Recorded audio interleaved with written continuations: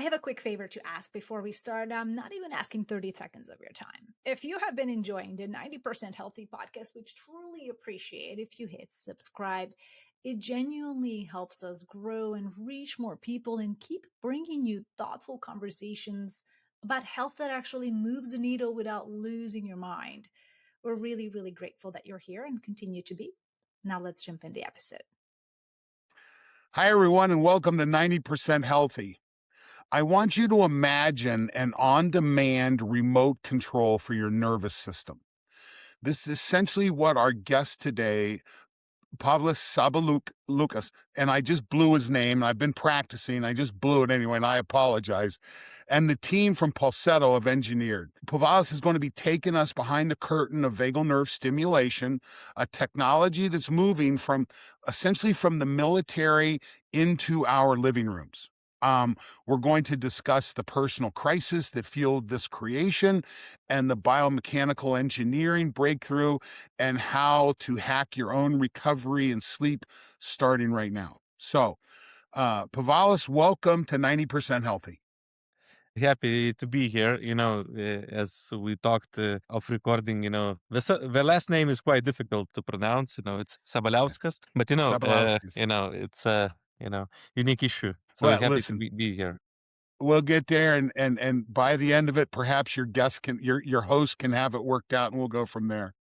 Yeah. So what we're talking about today for our audience is vagal nerve stimulation. And anyone who's listened to the 90% Healthy knows that we spend a lot of time talking about heart rate variability, the role of heart rate variability, which is an actual measurement of vagal nerve tone, how the vagal nerve is working. Well, what we're talking about today is how do we impact that vagal nerve? How do we change the status of that? And that's what we're talking about. So, Povilas, with Pulsetto's origin story, it's deeply personal to you, rooted in family health crisis. Can you share a little more about the pivotal moment when you, as an engineer, decided to build the first non-invasive prototype for yourself? Yeah. So, quickly, just think, I'm a biomechanical engineer. And basically, one thing which led me to basically go into this field was the first time I saw deep brain stimulation, actually, which looks like magic. Some specific electrical signals in the brain can reduce, tremors, dystonia, which are very severe conditions. And, that was like a, aha moment where I understood, okay, some electrical patterns or small electrical current in some specific part of the brain or body can help you tremendously to tackle. And, this is sometimes that is all you need, just all current in some specific place. But being from a small country in Lithuania, where we have 2.5 million of population, it's really hard to be on the edge on that side. So I started to train as a biomechanical engineer. Of course, I had different types of jobs, but when I got the opportunity to work with neuromodulation in general, like a liaison in Baltic region, and also Ukraine, Belarus, Kazakhstan, and those regions, envious countries. So I had to, let's say, like an opportunity to implement some technologies in this region, like a liaison, to work with neurologists, neuroscientists, and neurosurgeons. So I had to work with vagal nerve stimulation device with Livanova's product, which is for drug-resistant epilepsy and drug-resistant depression, the implantable vagus nerve stimulation device, which is basically the origin of the whole vagus nerve stimulation technology itself. The second thing, I also had the possibility to work with deep brain stimulators, spinal cord stimulators, and organ transplantation. And basically, one thing goes through all those technologies that, gut-brain axis and in general, vagus nerve is very important to the body. So, having a lot of, topics with neurosurgeons and neurologists, it opened my eyes. Maybe deep brain stimulation is already for some severe conditions. Vagus nerve stimulation can be also a preventative tool in some ways. I do not remember exact date, but when I was traveling a lot, I had a lot of travels. I came one day, to my family's house basically, and I understood that something is wrong with my father. he was degrading over time. When you see, every month and you see the degradation over a period, I understood that, okay, I need to get him some tests or etc. to see what is happening. And we did all the tests. I had the network and, everything was perfect. And that was very strange. And I said, okay, what can help? And I was thinking maybe vagus nerve stimulation can help. Maybe he has some sort of strange depression which cannot be pinpointed, or etc. And vagus nerve stimulation came to surface. I read about it a lot. Started to understand if there is some technology which I can maybe do stimulate vagus nerve externally. So being in a small country, I understood that there is no possibility to get this kind of technology into Lithuania, if there is one. So being an engineer myself, so I started to building the blueprints of our technology. But my father passed away because you never know the end. When you think you have time, and during that duration, I put the Pulsetto, let's say, MVP project into the, let's say, into a drawer. And during COVID, I met my co-founder Vitalius, whose wife was suffering from cluster headaches. And one of the indications later, we understood that it can be stimulation can help to reduce cluster headaches, migraines, and etc. So, I had that blueprint. We said, okay, let's join forces, COVID, and etc. Let's try to build something and try it. So we tried it. It helped, and we understood that we have something in a background that could be beneficial. Due to that, I wanted to, let's say, create this kind of technology. And my co-founder Vitaly he has a business development, let's say, side. And I think this was a very interesting match in our history, and I think we are, very good duo for building this kind of technology. The timing is incredible. I mean, the idea that you got a background with invasive vagal nerve stimulation, and again, this research came from drug-resistant epilepsy work. Yep. One of the things that's been interesting, we've talked about it on the podcast before, that there have been 3 really interesting technologies that have come out of drug-resistant epilepsy work. One is vagal nerve stimulation. The second is the use of ketone esters. Okay. And I don't know if you've crossed paths with this, and the third is with using cannabinoids, cannabis and cannabinoids for the treatment of this. So, and ironically, these are 3 things that we work with on 90% Healthy, and I work with personally in developing products and so forth. But I came across vagal nerve stimulation a couple years ago. I was out in Las Vegas watching this presentation on vagal nerve stimulation, and they were talking about using it to resolve the symptoms of traumatic brain injury. Okay. And as someone who works in athletics, this is a huge deal. We are ringing the bells of our athletes on a daily basis. So what's interesting is that the science of vagal nerve stimulation, this is a relatively new science. I have to go back and do a look at the literature of when the invasive stimulation started, but transdermal stimulation is less than a decade old. It's relatively new. And the science is wonderful. I know you see it every day in your work. So how can you describe, they call the vagal nerve the highway of health. If the vagus nerve isn't working, you're not healthy. And there's plenty of papers and there's plenty of work out there. Can you describe the mechanism of action? How does stimulating the vagus nerve with a targeted electrical pulse help shift the body from this fight or flight stage to this rest and digest state? Yeah, I think in some ways you can go very deeply, but I usually try to understand, so people would understand it quite in easier way to understand. So in my opinion, it's like, as you mentioned, like highway of information between your brain and all your internal system. And you have 3 types of fibers: afferent, and mixed. So basically 80% of fibers are going from the body to the brain. So basically your brain is checking in what kind of, let's say, state your organs are. So what we are doing, basically, we're creating with our device in the neck region, electrical, let's say, field between 2 electrodes, which penetrates quite deeply And we're activating afferent fibers, which are responsible when your body is switching into relaxation state. So in general, I would say we're a little bit like brute forcing or tricking your body into relaxing. And, let's say like this, when I was working with implantable devices, 97, 93 was CE mark, they got CE mark, 97 the FDA approved device for drug-resistant epilepsy. And still the real underlying mechanism of action is still unknown. There are some hypotheses and etc. And it's quite interesting that that it works, and the more science of course gives us more details, but still in my opinion a little bit like on hypothesis. Okay, we know that it We're still figuring it desynchronizes out. some electrical patterns, blood flow is increased, and etc. But that is the strangest thing, that brain is so complex, and it is still really hard to say, okay, how it is working in reality. But what we can say, okay, we can, with our device, we can increase your heart rate variability or decrease resting heart rate. So what this Absolutely. means, basically, we're pushing your body into relaxation state, and the heart rate variability became like a longevity biomarker. The bigger you have, healthier you should be.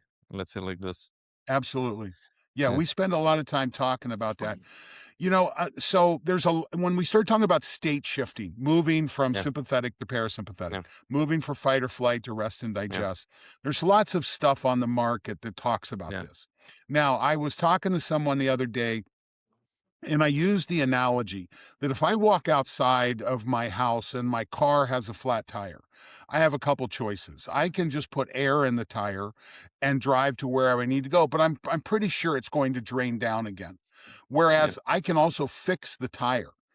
Is it wrong for me to assign fixing the tire to vagal nerve stimulation and putting air in the tire to a lot of these other, whether it's breathing exercises or vibration or things like that, this direct electrical stimulation, or I guess we should call it indirect electrical yeah, stimulation, transcutaneous.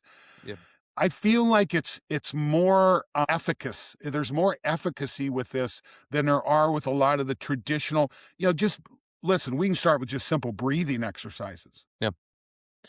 So, in my opinion, maybe it's a good analogy, but in my opinion, if you're not changing your lifestyle, if you're driving the same road, it will still get flattened, you know. Mm, So that is the missing piece. Due to that, okay, so we can somehow impact your body, and all the natural ways also are good. Breathing, meditation, humming, cold showers. But in my opinion, all those modalities are very good. But usually, I would say, if I ask 100 people, I would say 99% would say the same things. How should I become healthy? What do I need to do? And the biggest problem is that, life hits you hard, and, you know what to do, but you never do it. So in my opinion, the electrical vagus nerve stimulation devices, is it ours or competitors in general, we are removing the barrier of, let's say, like willpower in some ways. And that is the I added love value. I love that. We talk about on 90% healthy that one of the things that we fight so much is our environment. That we Yeah, have a DNA, we have a genome that evolved to adapt. And yeah, unfortunately, we live in environments where we're no longer adapting anymore. We live in houses that are temperature controlled. We don't have to deal with we don't have to adapt if we don't want to. Well, the body responds to that negatively. He's at a threat. The body will become sympathetic and start dumping cortisol. And all of a sudden, our threats that normally shouldn't be a threat. My good friend Rauf Garbo, Dr. Rauf Garbo, calls them paper tigers. We evolved to deal with tigers. But yeah, unfortunately, we live in an environment of paper tigers now, of threats that they're not life threatening by any stretch of the imagination, but we need environmental solutions to help shift us back to deal with this. Listen, I one of the reasons you're on this podcast and one of the reasons we're talking about this is I began using vagal nerve stimulation a year ago in May. And I've been measuring my HRV. I've got measurements that are now 8 years old. So it's been a pretty consistent thing for what I do. I use it in athletics. I use it in human performance. It's an important tool. I didn't really notice it at first. I started to use the vagal nerve stimulator and didn't really notice. My wife noticed the mood change dramatically. She really noticed it. And I just kept following through. Well, if you look at my HRV data, the day I started vagal nerve stimulation, you see this ascent in my HRV. My floors of my HRV measurements have gone from 13 to 15 up to 50. My tops have gone from 30 to 90 or 100. So this has been an important part. Listen, I have evidence. I've seen it. Do you feel like a lot of your customers see that same kind of a response? Do they see the objective response? Do they just see the subjective? What's your customer experience typically? So, I think this is why I think we are, I would say, without the implantable one, we are the biggest company of vagus nerve stimulation currently on the market. And what we built is that we built consumer-oriented device. Due to that, we say, okay, first, it should be easy to use. Because, if you are willing to use it, later you can see the results. So what we did, we trying to remove the guesswork, which is usually with some other devices. If you do not track your, I don't know, data on multiple applications, it's quite hard to see, okay, when I'm stimulating, etc. So we build an API connection to wearable devices like Apple Watch, Whoop Strap, Oura Ring, and etc. And say, okay, if you have wearable devices, you will have, in my opinion, 3 aha moments, which we are trying to always optimize. So one is you started to use it, you see, okay, my heart rate variability is increasing. It depends on, of course, on your, let's say, state. If you're a professional athlete, it might be that you will see very small amount of changes due to that you already optimized quite well. Second is in 2 weeks, if you're still using it, let's say, like daily, you will see additional increase in your heart rate variability, steady trend lines, which is, in my opinion, the most critical ones, because let's say the instant it's differentiating depending on hardware which you are having. And the third one, the aha moment, when you stop using it, usually majority of people stop using it and you're going back to your baseline and you say, okay, it had an impact. And in my opinion, this is like a value to our customer. So we can prove on your own data that we're working. And, you can read anything else, but if you see on your own data, what kind of other additional proof you can have. So I think Aura did a tremendous job in that side that I think when you are drinking alcohol before going to bed, you see how bad you are sleeping. And I think they're Absolutely. reducing the consumption of alcohol. And I think they never anticipated that this will be an outcome. And I think with us, this also will be like, you need to use it to get fitter. And it's basically becoming like a learning mechanism internally. If you see the benefits, you will start to using more. With our device, in my opinion, they are like radio. We're sending signals, but you never get anything back. And we Right. are basically creating the closed loop, which, the more you use it, the better effects you can have. I think that's so important. So I just want to make sure I understand what I just heard. So Yeah. when I use the Pulsetto, I put it on, I do Yeah. a treatment session. The app is going to communicate with Apple Health and with my Aura Ring. Is it going to make a tag in my Aura data saying, hey, you did vagal nerve stimulation at this time, this day? Is that how it works, or does it go straight to Apple Health? So there are some things, but basically I do not know Apple. So it depends how you are basically connected. Will you Okay. give permission to Apple Health with Oura Ring or with Whoop? But in general, if you're, let's say, so of course you need to give us permission to take your data. So what will basically happen if you are, let's say, Whoop user? You will see as a meditation in your Whoop Pulsetto stimulation, let's say, sessions. So you can have data in Whoop or in Aura or in Apple Health as a meditation. But of course, we're gathering the information from basically from Whoop, and we can show you some additional insights on our own end. I think that's so important, particularly with the advent of some of the new AI tools and our ability to really go in and look at individualized data on a unique basis. I think that's going to wind up being very important. Being able to have those tags in, because listen, frankly, I get tired of going and putting the tags in myself. Yeah. You eventually lose that motivation. Listen, I've held that motivation for years, but I eventually lose it. I need it to be automatic. So I love the idea that the app is doing that automatically. Your app is operating autonomically, and I like that. An autonomic device should work autonomically. So, in my opinion, the usability should be stupid simple. You need to just press buttons, not to think about, is it connected? Is it basically the data is synced? In my opinion as well, I have so much or so many applications which I am using, but currently not using due to that. If you are solving the problem, usually you start to forget because it becomes not so relevant. So I like data. I like to play with my own data. So I have, I don't know, not 8 years, but 6 years of my data from Apple Health, from my walking patterns and etc. So I did some algorithms on my own. I know from walking data from Apple Health when I will have herniated disc problems.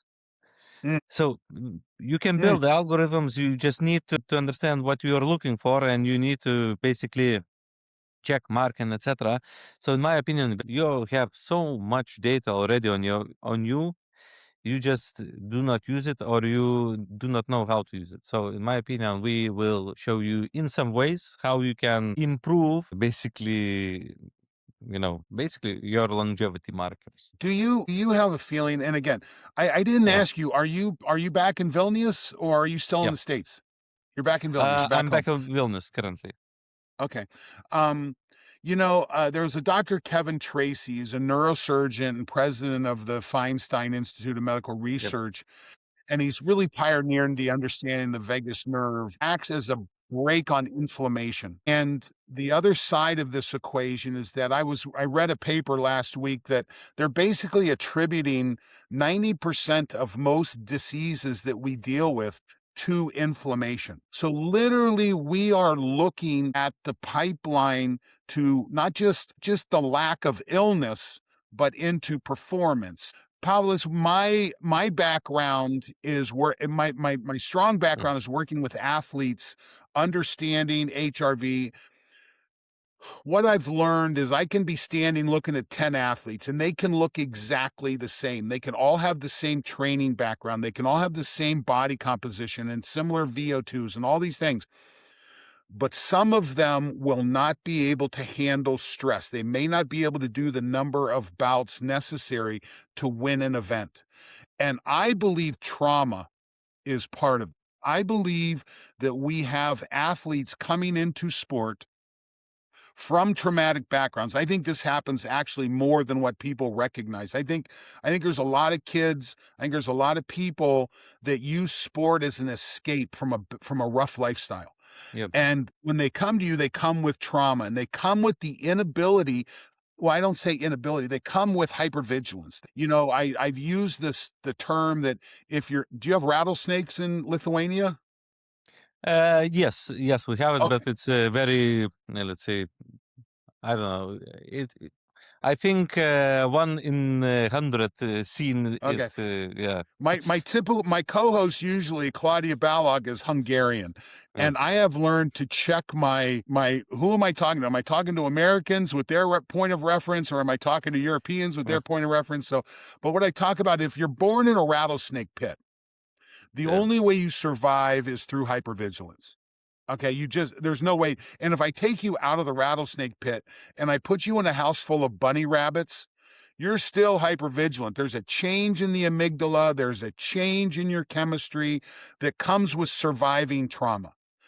And I think we see this in athletes. Now, we use tools to tune our athletes, breathing, meditation, sensory deprivation float tanks. We've used a lot of tools in the past. With my experience over the last year and a half, going on 2 years with vagal nerve stimulation, I do not know of a single use case where we have an athlete preparing for sport that shouldn't be stimulating. I see it as part, particularly when we start taking a look at the role of chronic traumatic encephalopathy and brain injuries. So with that, being able to see a physical difference in someone to be able to set them aside for a treatment is really hard to do when we start talking about the vagus nerve. And when we start talking about healthy athletes, we're not pulling inflammatory markers on healthy athletes. We're pulling inflammatory markers on people who are ill. Healthy athletes are walking around largely unmonitored. HRV tends to be one of the only tools that we can use as this objective measure that can run from near death to Olympian, and it goes across the board. So when we're talking about this and the role of the vagus nerve and the role of inflammation, is there a reason why an athlete shouldn't use vagus nerve stimulation? The reason why, I would say no, but I it's don't think there interesting. is. Yeah, I think there also isn't, and in my opinion, it's very interesting concept which you brought, that if you have some vigilance and etc., and basically it can be like your strong part and the weakest part of your, let's say, emotional stress handling levels. Exactly. Yeah, and I think we see, so one part of our, let's say, user base are, let's say, biohackers, longevity people, or etc. So I would say they are going into the same category as professional athletes, due to that we are trying to optimize everything. And, as you mentioned, inflammation biomarkers, it's really hard to check, or, for the day-to-day usage, it's basically impossible. You need the laboratory for this kind of, blood Right. work. But we see tremendous results, and even with our athletes in Lithuania and etc., that they are using just to reduce the stress of starting the competition. They are very good, in a let's say training environment, but people get tunnel vision, but so deeply that we cannot control it, so we have bad results. And later, what we saw, we got very good results. After some competition, let's say basketball players, they cannot go or switch into parasympathetic state. They cannot go to sleep because they are overhyped. Right. And basically next day performance is plummeting. So what we saw that, in this case, professional athletes have huge advantage, just to stimulate it, and even more to stimulate, not even 4-10 minutes or even more, just to break out the sympathetic state. So in my opinion, professional athletes should be using this.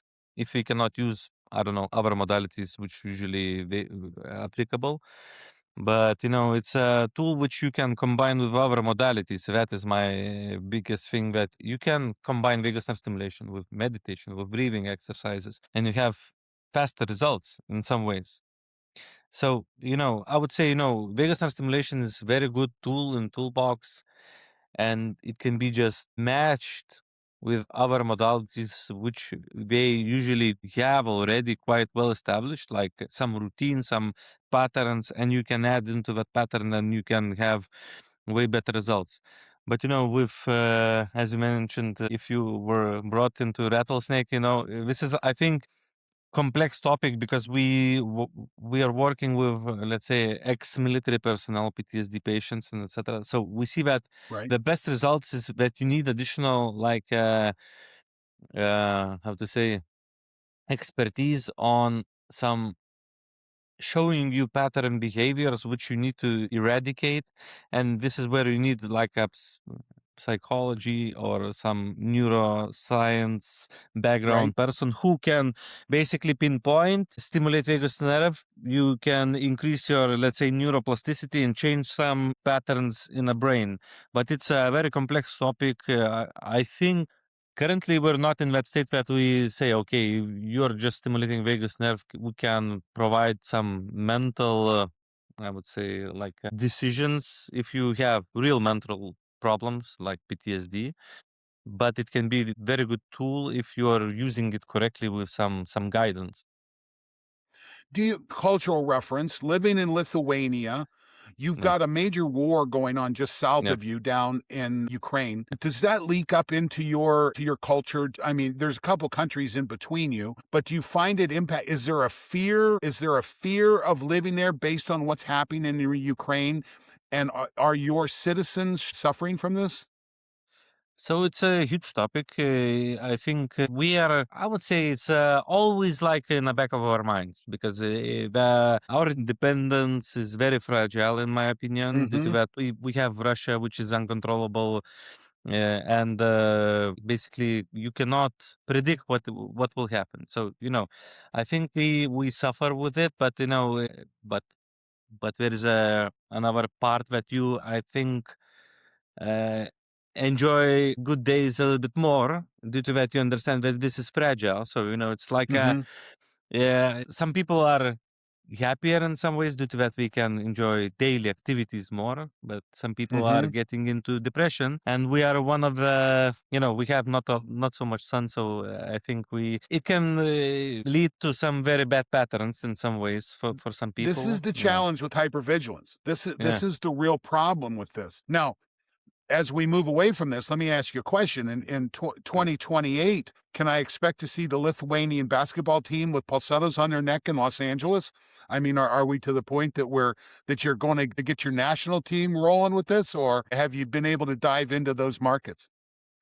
So I think the best Lithuanian basketball players already have our device, so it's not a Okay, problem. I do not know if we will be able to support Lithuanian national basketball team, but we have some professional rowing team in Lithuania, which is good, already very good. using our device. Yeah, so we are working with those physicians and psychiatrists, which are working with the Olympic champions also. So it's a Do part your of our sports data. Does your sports science, so let me ask you a question. Mm. Are your athletes wearing Oura rings, or are they measuring HRV on a regular basis? Or is it like the States here in the United States where it's very sporadic still? There's pockets, but it's not fully accepted yet. It's a little bit sporadic, but we're trying. So we see that the best data that we can get is polar, in that sense, due to that it has the most, let's say, how to say, live data. Mm-hmm. Because Apple Watch or a Ring or Whoop, it's still a little bit like data throughput is a little bit like a challenge. And if you want to see that instant change in, let's say HRV, you need to use something like Polar. So we are providing in some ways straps to professional athletes to check how they are performing and etc. So but the this is like a biggest problem in my opinion, that doing a real credible science takes so much time, and providing I everything. You can have the data in the background that you see some good patterns, but Yeah, bringing them to the light is the biggest problem. this is the challenge that we deal with Yeah. today because we've educated our population to demand a randomized Yeah. control trial. But we live in a time of AI and massive data creation. And I believe personally that as we aggregate data streams, Yeah. listen, you can do all the randomized control trials you want. When it comes to my 10 Olympians on a wrestling team, they are 3 standard deviations to the left, and you can't do an RCT on that population. All you have is the data from them. But as a sports scientist and as a coach or as someone supporting these teams, we have to do a good job of creating data sets that we can work with internally. Now, frankly, when I was doing that, I did not publish it. I treated it as state secret and I kept it to myself. Now, I'll talk about it now, but Yeah. how I tune my athletes and how I do this, I keep to myself because frankly, it's trade secret. And I think that's important as we work our way through this. And I also think it's interesting. I believe whether I'm aggregating data from Aura or data. Let me ask you a quick question. Have you worked with the team from First Beat yet, from up in Helsinki? We know them, but somehow we chose Polar because we have better. It's also in Finland, so somehow I think the first beat guys are all ex-Polar guys anyway. Yeah. So I've been up to Kempeli and worked, and what a great team! What a great group of scientists. I'm an old Polar employee from years back, so I love it. And you know what? I probably have 30 years of every workout I've ever done stored on a Polar device somewhere. So I don't know how you train without this. And at the same time, I'm getting to the point with vagal nerve stimulation. I don't know. I'm beginning to think of it as an absolute necessity for the optimization of recovery. I'm very comfortable making that statement based on the data I've seen. And until someone brings me other data, don't just sit back and say, oh, we've not seen the RCT on this. Yeah. Now, you can take that and go play in your regular population. But when I'm working with elite groups, the other challenge that we have, Povilas, is the fact that when I work with someone, whether it is an athlete's parent, or an athlete's grandparent, okay, one can be 3 standard deviations to the right, one can be at the median, and the other one could be 3 standard deviations to the left. I have to deal with them all individually. And that's what's so important. And this is one of the things I love, the concept of vagal nerve stimulation as an individualized, directed recovery tool.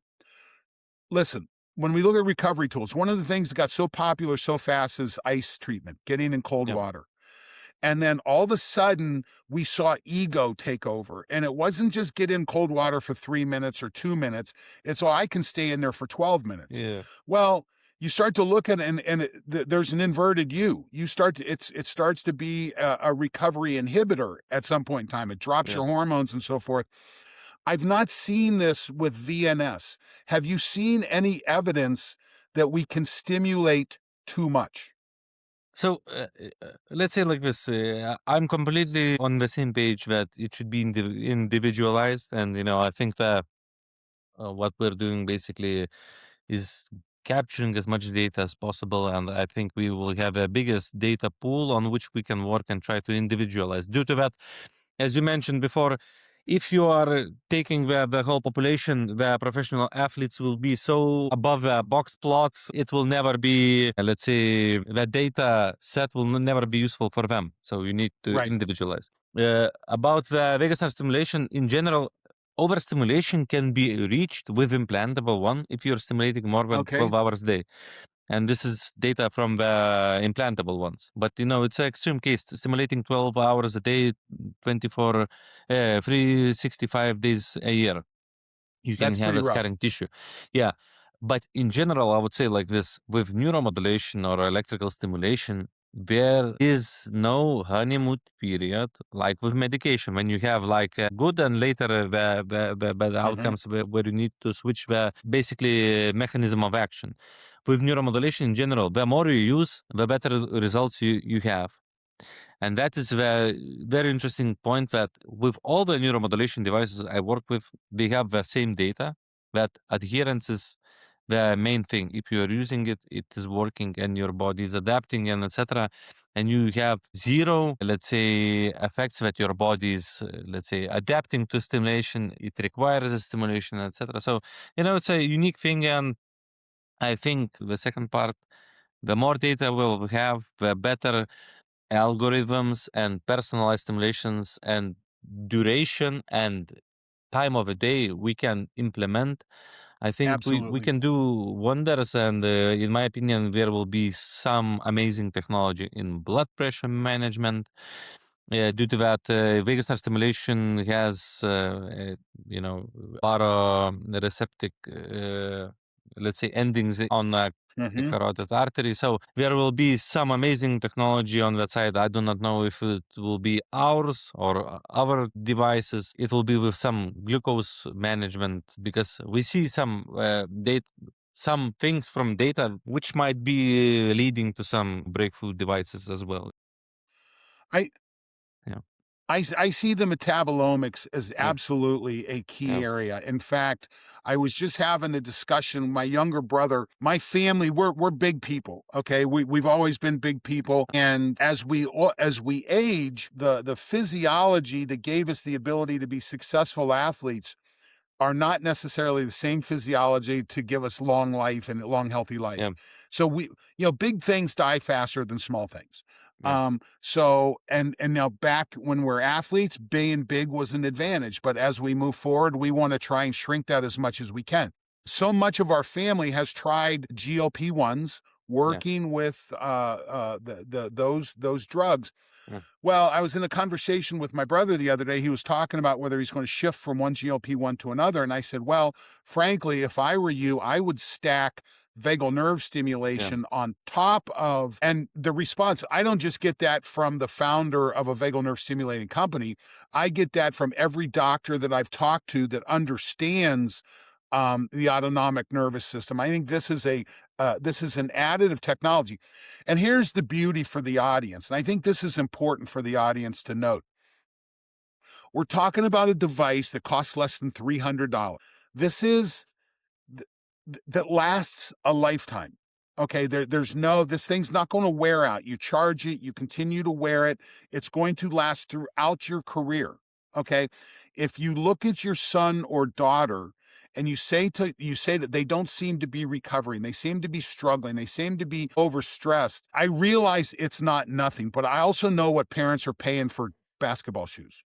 I also know, as the father of a hockey player or the father of a lacrosse player, I once paid that kind of money for a lacrosse stick for my daughter.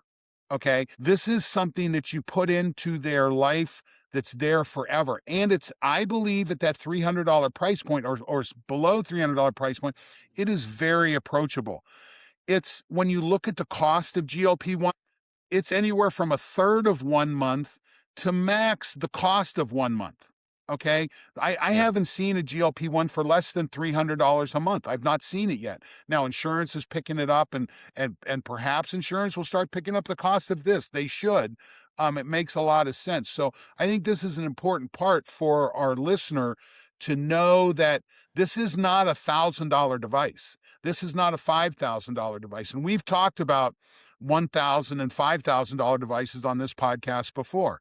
This is a less than $300 device, which is really important and very approachable. You know, you've talked on the podcast, we've talked about the fact that our podcast is built on the idea that you don't have to be 100% perfect to be healthy. So I'm going to block you a little bit right now. I'm going to say, without the recommendation of a vagal nerve stimulator, based on your experience, if someone is at their absolute wit's end today, what's one micro habit that they can learn to develop for their nervous system that they can do right now, but do it without the device? So I have one thing which is for me non-negotiable, and it costs basically zero. It's basically have blackout curtains.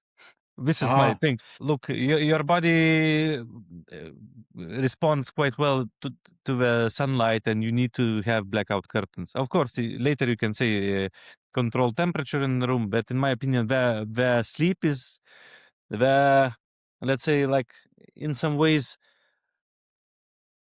optimized and very not optimized. Due to that, just remove the phone from your room and you have blackout curtains. And in my opinion, you should have better life, in my opinion, at least 10-20% if you have this kind I think that's a great recommendation. I think that's a great recommendation. So let's step into what I call the skeptic's corner. And for the listener who thinks biohacking, we're talking about biohacking. And the definition I use for biohacking is modifying both my external and internal environment to optimize growth and health. That's my definition of biohacking. So for the listener who thinks biohacking is just for Silicon Valley CEOs and pro athletes, why is nervous system regulation actually a basic human need in 2026? I would say, it's like, it's how to say it, I think basically everything else is optimized to aggregate your nervous system. So basically all the social media apps. Aggregate, to aggravate. Aggravate. So I think all the neuroscientists knows perfectly how get your attention, basically. All the applications, website, media, and etc. They are basically putting you in a state where you are paying attention due to that we are in attention economy and you're frying your nervous system. And this is why I think tools like ours will become like a commodity due to you need to counterbalance somehow it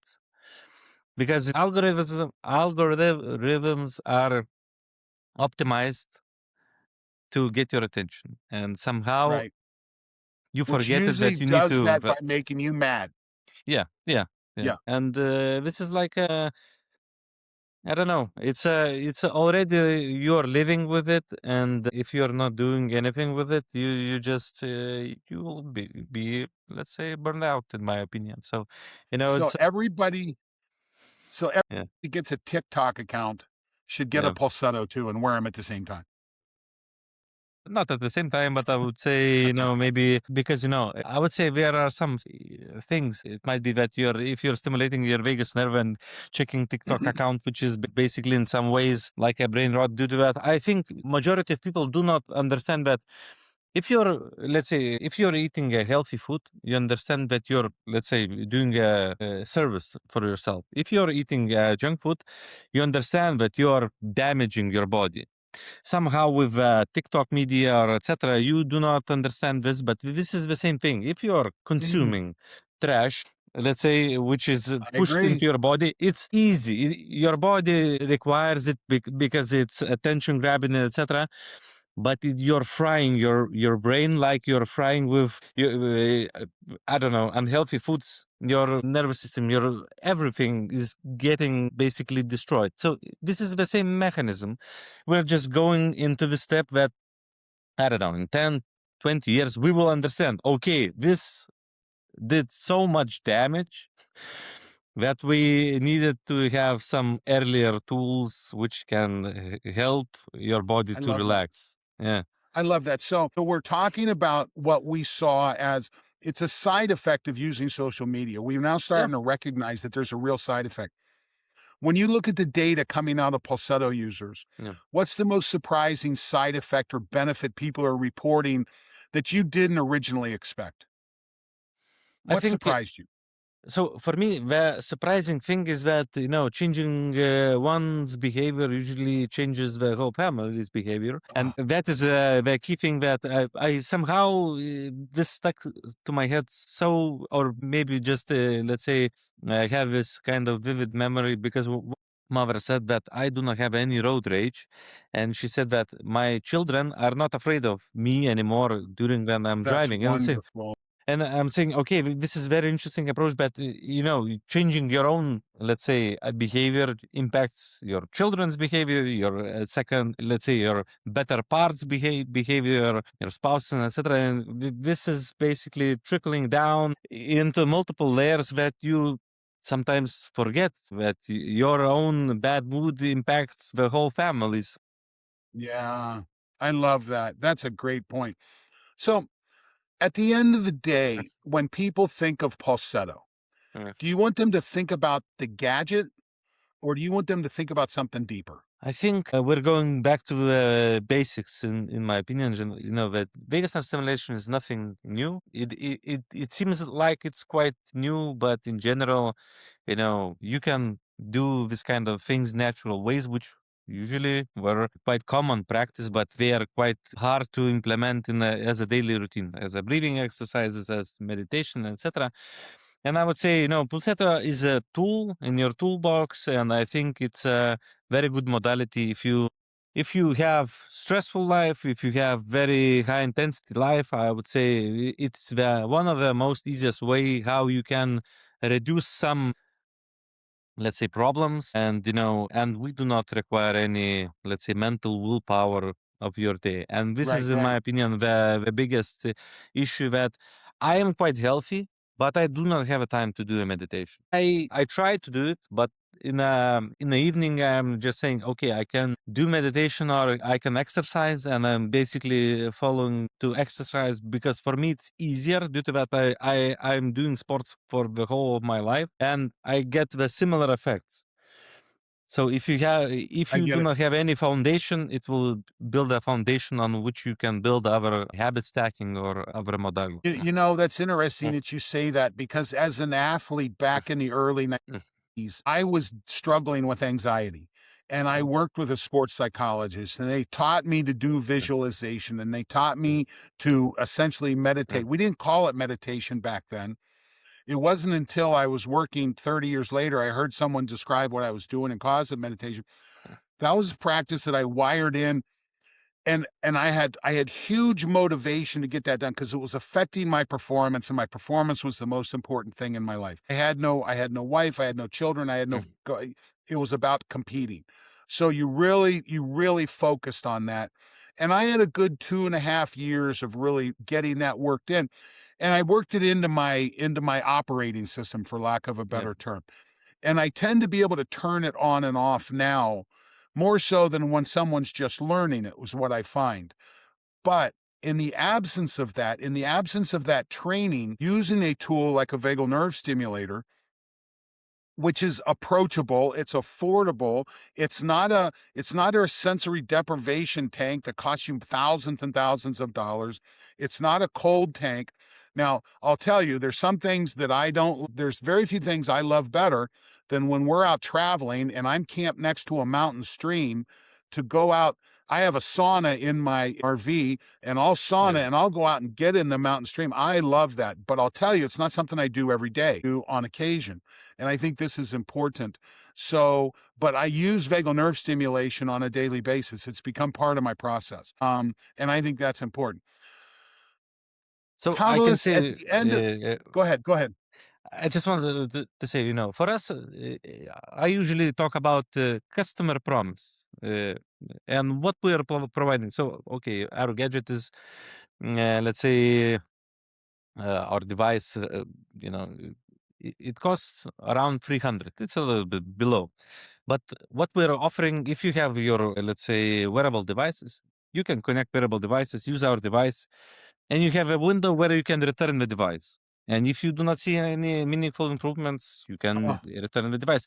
That is my key thing, due to that. If you do not know if you are willing to use this kind of device, it's on you, but I'm giving you all the opportunity to try it and see if it is working or not. This is, my promise to a customer, basically. There's no excuse not to try it at that point. If you're listening to this, and again, I think there's a couple classes of individuals that fall in on this. Number one, I think if you're an athlete and you're trying to optimize performance, there's no question about this. This is an absolute have to in my book. It's an absolute recommendation coming from me. If I'm a biohacker and if I'm trying to optimize my longevity, if I'm trying to extend health span, we do that by lowering inflammation. We do that by lowering cortisol. This is a key tool. If we take a look at just trying to improve performance at work, if you're an executive, if you're a lawyer, if you're someone who deals with stress on a daily basis, this is a counter to that. And it just makes all the sense in the world. Povilas, at the end of the day, when people think of Pulsetto, do you see Pulsetto going into more technology than just the stimulator? I mean, you're already playing with data, you're already integrating. Do you see opportunities to do other things? Opportunities, other things to do for sure, and we are constantly speaking about this, how to get better data and etc. And in some ways, in my opinion, sometimes we need just to say no to 1,000 things and say, okay, can we do this thing the best on the market? And currently we're focusing on this. And if we see any opportunity on data layer, of course, it will trickle down to our product and etc. But, I do not, let's say, I would like to work closely with Aura, with Whoop, and etc., and to have a closed loop ecosystem for all of us, where we can check, Love that. affect, and provide. And in some ways, let's say like this: being an entrepreneur, you like to start things, but the real value is to sticking to one thing, which is given, and building on that. So I think there is a lot of potential in vagus nerve stimulation. I think we can maybe somehow package it into some data layer, as you mentioned, and provide some additional values, because we want to understand what kind of additional things we can do with vagus nerve stimulation and what kind of problems we can solve. That's a great answer. Someone wants to learn more about Pulsetto. Your website is pulsetto.tech. Yep. Pulsetto.tech, Pulsetto.tech. You learn more there. Your social media is, I don't know who's doing your retargeting on your social media, but they're very good. That if you go look at it, you're going to learn more. And I think that's really important. If someone wants to learn more about you or learn more about the benefits of vagal nerve stimulation, where do you send them? Just go to my LinkedIn. I would say like this. I have one platform Excellent. right now, and that's it. And you can write me. I have sometimes a problem that I like to reply to customers. If they're writing to me, I usually try to help them with usage and etc. How we can provide some additional value due to Love that. that. It's like a thing that I sometimes know more data than you. Because I have more in the background. And let's say we had some professional athletes, and we're saying, okay, we can create maybe your unique protocol. How I would use it, maybe how we can stack with some other things. I would say our goal is to help, in any way, shape, or form. And, if you have any questions, just ping me directly, and that's it. Love that. Maybe it will not be instant due to that you have some throughput and etc. But usually I reply. Yeah. Well, as we close things up, there's no doubt that chronic stress is at an all-time high. And framing this as a recovery tool rather than a medical treatment unusually resonates better in the wellness environment. So I love the idea of we could talk about recovery. We immediately think of or resting or things like that. And recovery does not mean that. But I see this as a tool for, maybe we should start calling it a regeneration tool instead of a recovery We are tool. calling it in some ways stress resilience tool. Stress resilience. Love that. Yeah. Love We're trying to basically, one thing that we sometimes forget, that stress is needed in general in your life, Absolutely. but it's needed to be controlled and in the right amount, in the right duration of the day. Usually, this is why we're saying. And dosed appropriately. Yeah, dose appropriately. Thank you so much for your time. I'm really excited to have you on here. I believe you're one of the first founders we've had on the podcast. I think the work that you're doing is excellent. I was excited to get connected. I want to thank, if our audience wants to learn more about this, if you go to my website, if you go to Train, Recover, Win, and you go to recommended products, you'll see a link to Pulsetto there. If you order, I make a couple bucks from it, so thank you. But if you want to learn, or you can go to their website, or you reach directly out. But thank you so much for your time, and thanks for what you do. I think this is really helping people. Yeah, thank you for having me. It's always good to talk with experts in their field. This is how you learn and get some additional ideas usually. I love it. Hey, have a great day. You too.